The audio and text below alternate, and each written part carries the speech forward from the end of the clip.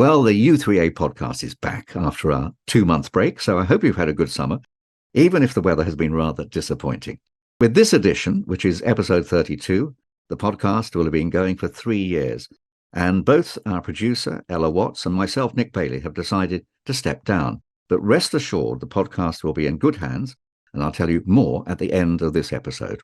Today, I'll continue my chat with Neville Lyons, a relative of Joseph Lyons, who set up the Lyons tea houses, but this time he turns his focus on Leo, the Lyons Electric Office, which was the world's first office computer. It came about, interestingly, after the war, where Lyons was still employing a huge number of people on the clerical side, and costs of paying these people influenced them to find some sort of automation. We'll be talking to John Tucker of the Woodland Trust. People don't realise the UK and England in particular is probably near the bottom of the European woodland cover table. And have you ever wondered about the role of the Commonwealth War Graves Commission? The easiest way to explain it is that it's our job to care for the graves, memorials and the memories of those people who lost their lives in both the First and Second World Wars. But first, as part of the ongoing u3a series of All Our Yesterdays, Anthea Whitehead from Bromsgrove u3a told Val Dawson about her experiences in Aden when she and her husband were posted there in 1966 on secondment from the Ministry of Public Buildings and Works. We had hoped to go to Cyprus or Singapore, and when Aden was offered, I think we probably didn't have very much idea about where it actually was, but it seemed like a reasonable idea. And the thing is that we were relatively unusual in that we had a double posting, in the fact that my husband and I were both serving civil servants. Normally, it would be the man who would be posted, and the wife would just go as accompanying family. And it was a little bit unusual for them to find that they had two people with, we were actually the same civil service grade, seeking a double posting at the same time. It didn't break any rules, but it actually meant that it was not exactly unprecedented, but it was unusual. And Aden was a place where two postings at the appropriate grade had come up. So that was where we went, 1966. It was actually the first time I'd ever flown. These days of cheap flights, even quite young children have got several flights under their belts. But there was I was 21 and I'd actually never flown. And we went on a VC-10 out of Heathrow direct to Aden. And I found that really very exciting. Yes, you did. Yes. Was it a very hot day when you arrived? Yes, the climate in Aden doesn't vary enormously throughout the year. It's quite close to the equator, and there's only two seasons: the wet season and the dry season. And the wet season isn't actually very wet at all. It probably only rains about 2 or 3 times in a year. And that is during the monsoon, which is in sort of January, February. One of the nice things for me about it was that it was anticipated that you would have someone to help in the house. We had a houseboy at first who used to come in the mornings and sweep up all the sand and do the dishes and anything that needed doing. Which I found great, actually, because I've never been that keen on housework, and to have a houseboy to come and do all those domestic chores was wonderful. I imagine social life was pretty good then. Yes, the main social life, it revolved around the officers' mess, which was in Aden, was at a place called Tarsheim, and that was the hub of social life. There was a pool there, and a bar, and they would put events on, and we would have cinema screenings. So you had your firstborn there? Yes, He was born in the RAF hospital in Steamer Point in Aden. So anyway, you had a pretty luxurious lifestyle, but it all went a little bit pear-shaped. There had already been some local resistance to the British presence in Aden, and there was a couple of terrorist organisations, one of which I remember went under by the name of Flossie, which stood for the Federation for the Liberation of South Yemen, and there were occasional grenades thrown at British vehicles or premises.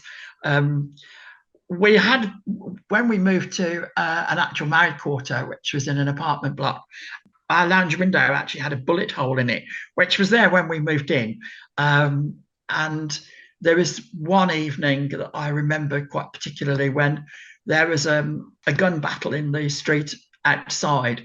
One night we were in bed and we sat in our hallway, which was the only place that had no glass windows, so that, because the advice was is that you should stay away from windows, because if they got shattered through an explosion, it's the flying glass which causes injuries. So we spent quite a lot of that, well, I think probably all of that night, the two of us and the baby, as we had then, sitting on the floor in our hallway, away from the danger of any flying glass. Fortunately, is that it all blew over and our apartment was not harmed anymore. But it was sort of not unusual in the circumstances. But quite terrifying, though. Yes, there was, for the whole time that we were there was a curfew at midnight for all British personnel, civilians anyway, so that wherever you went, you always had to be home by midnight. So then, eventually, in what June was it? June '67, you had to be evacuated. Yes, we were evacuated by ship, which was the norm for families travelling home, and we left Aden on a ship called the Achille Lauro, which is an Italian ship, which subsequently came to fame because it was actually hijacked, but that was several, 10 years or more later. But we came home, and the normal route home from Aden was up the Red Sea, through the Suez Canal, across the Mediterranean, and into Southampton. It was about an 11-day journey. But as we went up through the Suez Canal, which would have been on about day 3 probably, there was a lot of aerial activity, planes overhead, far more than usual. We sat on the deck in our sun loungers by the pool thinking, oh, this is exciting. I wonder what's going on. Must be some kind of exercise. And of course, these were pre-internet days. And it was not really until afterwards we discovered that we'd been in the middle of the 6-day war between Israel and Egypt, which happened in June 1967. And as part of that war is that the Suez Canal was closed for several years. And we were, in fact, the last up convoy through the Suez Canal. The Suez Canal is quite narrow, and there's like a flotilla going convoy. So there'd be a northbound convoy, and then when those had gone through, there'd be a southbound convoy, depending upon how much traffic there was in the area. And the next northbound convoy after us were actually stuck in the Suez Canal for years. The ships were there for years and years. They had to airlift the crew off and whatever. My parents, of course, were going frantic. but we arrived at Southampton on the appointed day, none the wiser that we'd sailed through a war zone. Anthea Whitehead. And as for her son, he was 7 months old when he returned to the UK and met his grandparents for the first time. During those 7 months, he'd lived in an Arab country, holidayed in Mombasa, and travelled by ship through a war zone. but he's very annoyed that he can't remember any of it. The U3a radio podcast is released on the 17th of each month, and for this September edition, U3a Week will already be in full swing. A series of online events have been organised for the week, including on Wednesday the 20th of September, when John Tucker from the Woodland Trust will lead a discussion on how U3a members can get involved in supporting wildlife and the environment. The talk follows on from the movement's achievement of planting almost 10,000 trees in our anniversary woodland last year. Peter Clift caught up with John and asked him how the trust started. Well, the Woodland Trust is the UK's largest conservation charity solely concerned with woodland, set up in 1972 down in South Devon by Ken Watkins, who at the time was very concerned about the loss of woodland in the landscape and decided to do something about it. So set up in 1972, we had our first employee in about 1975, and we now own and manage over 1,000 woodlands around the UK, totaling around 30,000 hectares. So it's grown considerably since that start. Your title is a chartered forester. Could you tell us what a chartered forester is? Yes. So I've always had a passion and an interest for trees ever since I grew up on a tiny farm down in Cornwall. I studied forestry at Bangor University in North Wales and then worked in Scotland and in various locations in England. A chartered forester is like a chartered accountant. It's a stamp of professionalism. So I've got a forestry degree, but becoming a chartered forester, a member of the Institute of Chartered Foresters, I'm really proud of that. It's got professionals across the range of practices in forestry. So that's people working in very commercial forestry, commercial coniferous forestry, for example, right through to people working in arboriculture, looking after street trees in our towns and cities. So it encompasses a fantastic array of really good professionals. You're not a tree surgeon as such, then? No. I have dabbled in it in the past, and I can use a chainsaw, but my head for heights is not very good. So I leave that to somebody else. And, there are some fantastic tree surgeons out there. How are we doing in the UK? One hears a lot about the Amazon and the amount of forest we're losing in the Amazon. But what about the UK? How are we doing? Well, that's a really interesting question, actually, Peter, because many people don't realise the UK and England in particular is probably near the bottom of the European woodland cover table. So in the UK, 13% of our land area is occupied by woodland. In England, it's only 10%. Compare that with, I think the European average is probably over 30%. You have countries like Sweden, Finland, where there'll be 60 or 70% covered by woodland. And then countries, France, Germany, they're probably in the high 20% to the 30% covers. So, we think of ourselves as a green and pleasant land, but in terms of our woodland cover, we might not perhaps be doing as well as people think. What would happen then? We hope it doesn't happen, but what would happen if we eventually lost all our woodland? How would that affect us?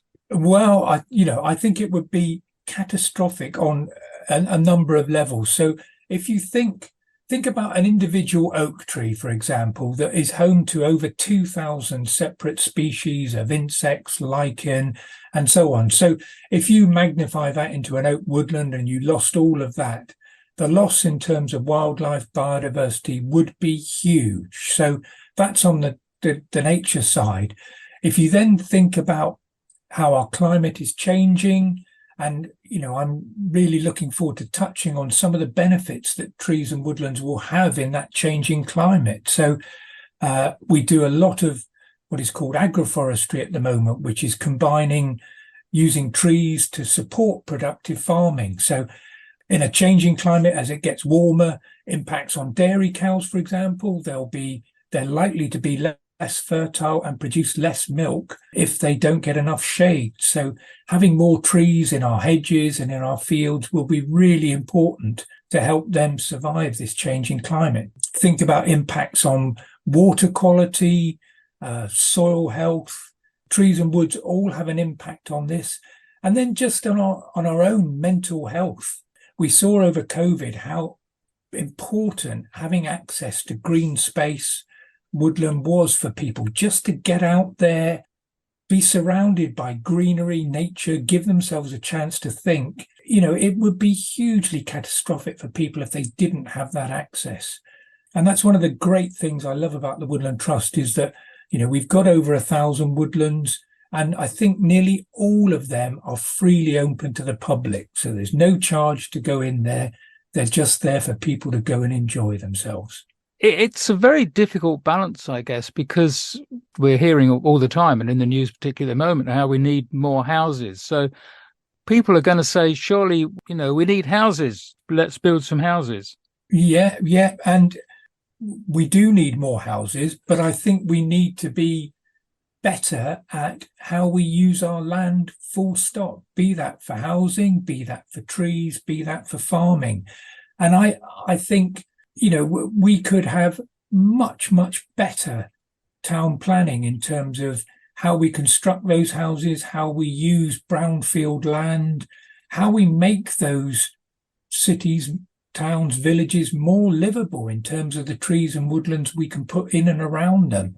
So, I think we need our nature building blocks. So our ancient woodlands, we need them. They can't just be replaced. So losing them to housing, to me, is a non-starter. We don't need to do it. We just need to be better at how we plan. And it's the same with farming. People often feel there's a clash between having more woodland and having more farming. But again, I think we can combine the two. So it's how you use that woodland to shelter crops, to shelter livestock, to improve pollination services that farmers require, integrated pest management, all those sorts of things. We can use our trees much more sensibly. Talking of using trees, we hear a lot also today about biomass fuels, and we use wood for all sorts of things in construction and everything. So how do we manage that? I mean, using the trees as a crop and maintaining our woodlands? Again, that's a really good question. I mean, many people, when you asked earlier, how are we doing? Many people don't realise that the UK, I think, is the second largest timber importer in the world after China. We import over 80% of all the timber that we use. And that has a knock-on effect very often on the conditions within the country that timber's coming from. So I think we could and should do a lot more of our own growing of trees for timber. And we can combine that again with having well-managed, publicly accessible woodlands. So, there's what they call continuous cover forestry. So you're just, rather than having a clear fell policy and then a replant, you can thin trees out. And so you will always have woodland on a site. You don't need to take it all in one fell swoop. And techniques to utilize timber now are really improving all the time. So there are skyscrapers now built out of timber, for example. So, we should be doing a lot more to grow our own timber. We've got the right environment for it. And we should be trying to do a lot more about that. John Tucker. And if you'd like to sign up for the talk, which is on the 20th of September, just go to u3a.org.uk/learning. You may remember in June, I was talking to Neville Lyons from Guildford U3a, who is a member of the Lyons family of tea house fame. On that occasion, he explained how it all started, the subsequent huge expansion of the company, and the employment of what were known as nippy waitresses. But this time, I spoke to him about LEO, which stands for Lyons Electric Office, which was the world's first office computer. It came about, interestingly, after the war, where Lyons was still employing a huge number of people on the clerical side, and costs of paying these people influenced them to find some sort of automation. Well, at that time, there were computers. Computers were not unknown, but no computer had been used for business purposes. at that time, in late 1940s, the management or the board of Lyons decided to send a couple of their high-level managers to America to find out what was happening over there. And they went on to all sorts of organizations and companies, but they couldn't find any company that was using a computer for business purposes. They all had been used for military purposes, ballistic, and academic reasons, academic purposes. So they were a bit disappointed, but it was when they went to a university, they were introduced to a professor who, among other things, told them that there was a job going on in this country at Cambridge developing a computer. So the first thing they did when they came up was to arrange a visit to Cambridge. And they discovered this computer, which was called EDSAC, being under development, not yet designed, but they were under development. And that was interesting because the people who were developing them were prepared to provide their technology in exchange for a lump sum to help in their development. It was Lyons who offered this lump sum in the first case, and that worked very well. £3,000, which was quite a lot of money in those days. And in exchange, they had technological advice from Cambridge, and this enabled them to set up their new Lyons Electronic Office. Leo came into operation in 1951 eventually, which was a very short time for development. Leo 1 came in, and it Leo 1 lasted 14 years, during which time further developments of Leo came about, Leo 2 and then Leo 3. So there we have Leo in operation for a huge length of time, actually. The whole Leo family were in operation for 30 years, right up until 1981. Neville Lyons. One of the great benefits of being a member of u3a is the access to its online talks, and on the 9th of October, you have a chance to learn about the work of the Commonwealth War Graves Commission. I'm sure many of you will have visited a war commemoration or been reminded of them during the Remembrance Day coverage. Joanne Watson has been finding out about the Commission's activities from two of the regional coordinators, Will Reed and Sarah Nathaniel. The easiest way to explain it is that it's our job to care for the graves, memorials, and the memories of those people who lost their lives in both the First and Second World Wars. That's a total of around 1.7 million men and women from across the former empire.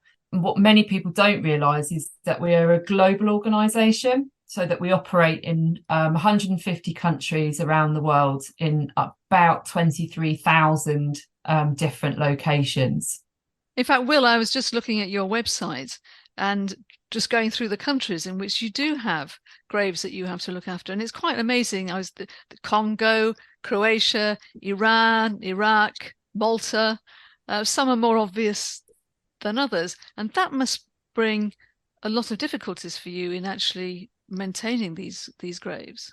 Yeah, absolutely. Our gardeners are incredibly well trained and almost specifically trained, to look after the spaces wherever they are based. It's also having to deal with the climates and the weather conditions that come along, with that. So all the sites across the world, some can be in Egypt, basically in a desert. Some can be in other places like Asia, where suffering from monsoon season, where a lot of our sites and cemeteries get flooded. So it's a constant task and an ongoing task that we're adapting to, both in the present day and going forward, to make sure that we not only look after those spaces, but also reduce our impact on the climate as well.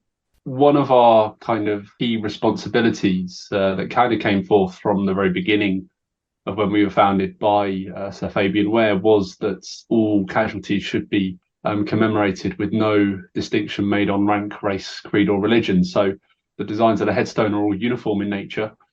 Sometimes the material will change depending on where they are. That's more sort of from a practical point of view i.e. Our typical material, Portland stone, sometimes fares worse in other environments. And so we changed the material to other things such as like slate, or we've in the past used a Botticino marble. But it's all uniform in nature, and they lie in death as they fought together, in battle, and that's alongside one another.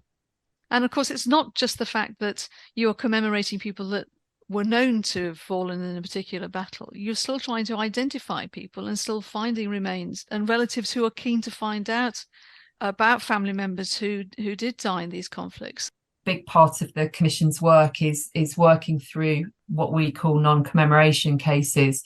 Family members, interested members of the public who are doing their own research, they often come with evidence or an idea about a particular person, where they might be. If we don't already commemorate them, they may be able to provide us with evidence to show that we should be commemorating them. It's quite a lengthy process because obviously the bar of evidence is pretty high.